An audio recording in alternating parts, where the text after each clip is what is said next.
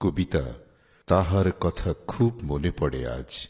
কবি জামাল হোসেন, আবৃত্তি আজহারুল ইসলাম রনি। সে ছিল আমার খেলার সাথী এবং সে ছিল এক আশ্চর্য জাদুকর।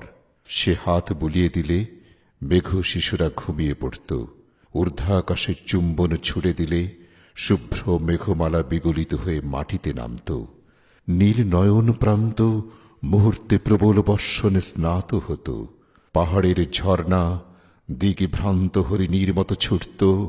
শস্য ক্ষেত অলিগলি রাজপথ প্লাবিত হতো। প্রবল ঝড়ে একদিন তার জাদুর ক্ষমতা লুপ্ত হয়ে যায়। বানের তোড়ে হারিয়ে যায় আমার জাদুকর। শুধু একটি কণ্ঠ আজও কানে বাজে, তীব্র করুণ কাতর সে কণ্ঠ, প্রিয়তম বিদায়। প্রমত্ত উর্মিমালায় দিগন্তে মিলিয়ে যায় সে হাত।